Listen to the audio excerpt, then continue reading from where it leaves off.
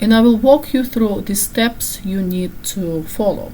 Some calculators allow you to input the numbers and then they calculate the standard deviation, the variance, everything for you.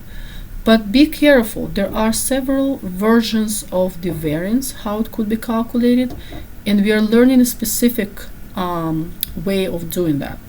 So let me walk you through the steps that follow our formula, our particular formula. Let's say we are given 4 returns for 4 consecutive years. We want to see how much risk is implied. So 15% return during year 1, 9% return in year 2, 6% return in year 3, 12% return in year 4. What we do first step, we calculate their average. Simple average, which we also call the arithmetic average. We add them up, divide by 4, and get 10.5. Then we can, to help us with the remaining calculations, we can then copy and paste this result next to each return in our table, 10.5%. Then step 3, deviation from the average return, which means the distance. So actual minus average. 15 minus 10.5, 4.5 for the first year, negative 1.5 for the second year, negative 4.5 for the third year, 1.5, negative 1.5 for the second year, negative 4.5 for the third year, and 1.5 for the fourth year. That's the 4 deviations, how far the actual returns are away from the average. Then the next step, step 4, is we square them. So we take these 4 numbers and we add the second power.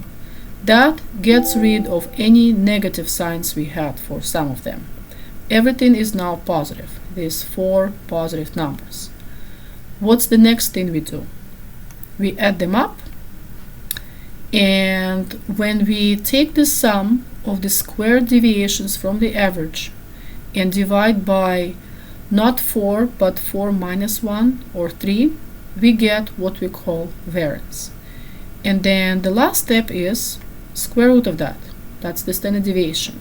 The square root of 0.0015 is 0.03873 or 3.873%, which means when you invested into such investment that produced these actual 4 returns for the 4 years, that tells us that on average the return was 10.5% per year, but the actual returns were on average 3.873%, either above or below this average, 10.5% average, either above or below.